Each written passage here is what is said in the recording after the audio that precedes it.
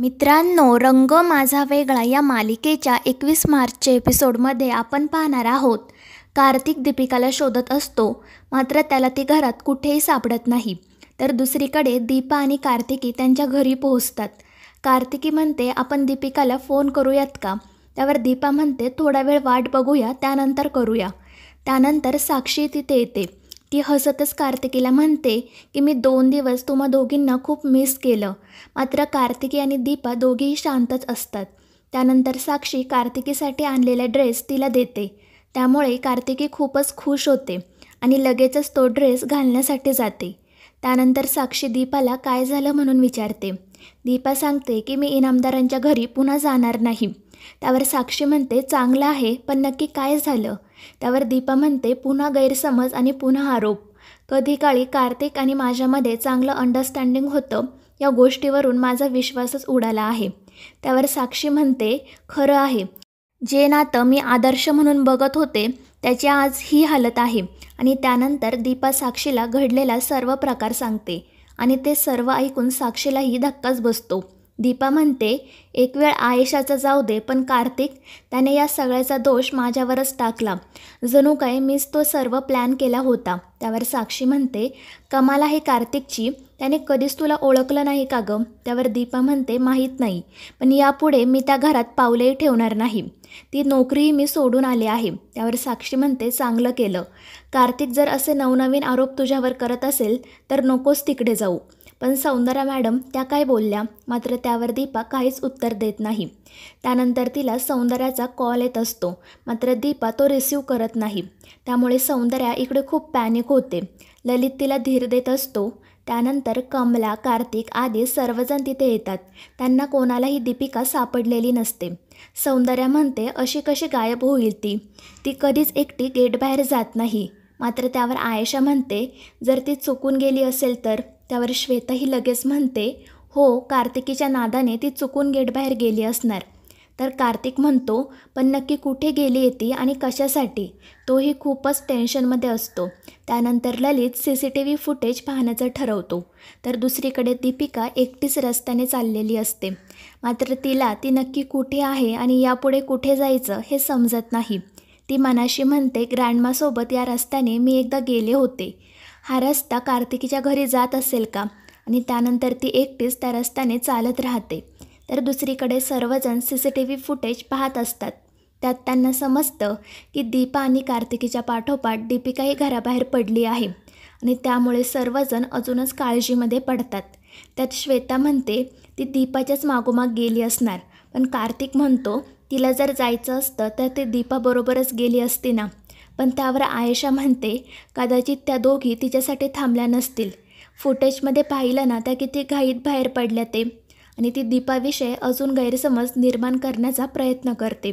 श्वेताही तिला साथ देत म्हणते, असं तर नाही ना की दीपानेच दीपिकाला इथून? पण ललित तिला पुढे काही बोलूच देत नाही. तो म्हणतो, पाहिलं ना या फुटेजमध्ये, दीपा अगोदर बाहेर गेली आणि त्यानंतर कार्तिकी. त्यामुळे श्वेता गप्प बसते. पण आयेशा म्हणते, श्वेता बरोबर बोलत आहे. दीपाने जर काही केलं नाही तर मग ती मम्मांचे कॉल का रिसीव्ह करत नाही? नक्कीच काहीतरी गडबड आहे. मला असं वाटतंय तिनेच दीपिकाला पळवून नेलं असणार. त्यात कार्तिकही म्हणतो की दीपा जाताना माझ्यासोबत भांडून गेली, पुन्हा या घरात पाऊल ठेवणार नाही असं ठणकावून गेली. तिची फूस असल्याशिवाय दीपिका एकटी घराबाहेर जाणार नाही. आणि त्या तिघांची ही निरर्थक बडबड ऐकून सौंदर्या आणि ललितला काय करावं ते समजत नाही. शेवटी सौंदर्या वैतागून म्हणते, या दोघींच्या नादाने दीपाबद्दल वाटेल ते नको बोलू, ती असं काही करणार नाही. मात्र त्यावर कार्तिक म्हणतो, एवढी कशी खात्री आहे तुला दीपाबद्दल? आणि मग ती तुझे कॉल का रिसीव्ह करत नाही? त्यावर सौंदर्या म्हणते, असेल काही कारण. आणि आता आपण वाद घालण्यापेक्षा दीपिकाला शोधूया, आजूबाजूलाच असेल ती. आणि त्यानंतर ते सर्वजण दीपिकाला शोधायला घराबाहेर पडतात. आयेशा आणि श्वेता मात्र खूपच खुश असतात. दुसरीकडे कार्तिकी छान तयार झालेली असते.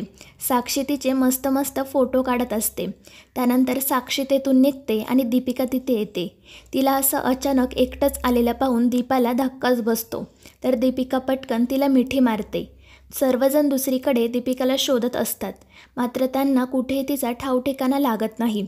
ते सर्वजण खूप काळजीमध्ये पडतात. प्रत्येक दुकानामध्ये रस्त्यातील प्रत्येक व्यक्तीकडे ते दीपिकाची चौकशी करत असतात. तर दुसरीकडे दीपा दीपिकाला शांत करत समजावत असते आणि त्यानंतर ती विचारते, तू इथपर्यंत नक्की कशी आलीस? त्यावर दीपिका सांगते की चालत, एकटीच आले आहे मी. त्यावर दीपा विचारते, पण का? तर दीपिका रडतच म्हणते, मला नाही राहायचं त्या घरात. आणि ते ऐकून दीपाला धक्काच बसतो. ती दीपिकाला का ते विचारते, पण दीपिका तिला काहीच सांगत नाही. ती फक्त म्हणते की मी तुझ्याजवळ इथेच राहू का?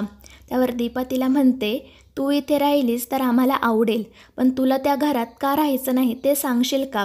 नक्की काय झालं आहे? आणि घरी कोणाला माहीत आहे का तू कुठे गेली ते? त्यावर दीपिका नाही असं म्हणते आणि रडायला सुरुवात करते. त्यामुळे दीपा तिला म्हणते, ठीक आहे, राहा तू इथेच. आणि त्यानंतर ती मुलींना खाऊ आणण्याचा बहाणा करून बाहेर जाऊन थांबते. त्यानंतर ती कार्तिकीलाही आवाज देत बोलावते आणि सांगते की तू दीपिकासोबत बोल, तिला नक्की काय झालं आहे ते विचार, कारण माझ्यासमोर ती काहीच बोलणार नाही. आणि त्यावर कार्तिकी होकार देते. तर दुसरीकडे श्वेता आणि आयेशा खूपच खुश असतात. त्यांनी दीपावर दीपिकाला पळवण्याचा जो आरोप केलेला असतो त्याला CCTV फुटेजमुळे मदतच झालेली असते आणि त्यात दीपा सौंदर्याचा कॉलही रिसीव करत नसते. आयेशा म्हणते, इतकं सगळं असूनही जर दीपावर कोणी संशय घेतला नाही तर आपण तसं क्रिएट करूया आणि त्या दोघीही या सगळ्यामध्ये दीपाला कसं अडकवता येईल याचा विचार करतात. त्यात श्वेता म्हणते, तिच्यावर फक्त आरोप करायचे नाही तर तिला डायरेक्ट जेलमध्येच पाठवायचं, तू कर कंप्लेंट. आणि ते ऐकून आयेशा अजूनच खुश होते. ती म्हणते, जर दीपाला आमच्या आयुष्यातून घालवायचं असेल तर तिला जेलमध्ये जावंच लागेल. तर दुसरीकडे कार्तिकी दीपिकासोबत बोलत असते. तर दीपा त्यांचं बोलणं लपून ऐकत असते. दीपिका कार्तिकीला सांगत असते की ग्रँडमा आणि डॅडा माझे नाहीत. त्यावर कार्तिकी तिला तू असं का म्हणत आहे असं विचारते. तर दीपिका म्हणते, मी नाही सांगणार, तू तरी मला कुठे सांगितलं तू डॅडासोबत का बोलत नाही ते? त्यावर कार्तिकी म्हणते, तुला माहीत आहे का, माझे बाबा आहेत, पण तुझ्या डॅडामुळे ते मला कधीच भेटायला येत नाही. आणि हे ऐकून तर दीपाला धक्काच बसतो. तिला समजतं की कार्तिकीने तिचं आणि कार्तिकचं हॉस्पिटलमधील बोलणं ऐकलं होतं. तर इकडे कार्तिकी म्हणत असते, तुझ्या डॅडामुळे माझे बाबा मला कधीच भेटायला येत नाही आणि त्यामुळे मला त्याचा राग येतो, मी त्याच्याशी बोलत नाही. पण आता तू सांग, तुला काय झालं ते? त्यावर दीपिका सांगते की माझा डॅडा माझा खरा डॅडा नाही आणि ग्रँडमा ही माझी खरी ग्रँडमा नाही.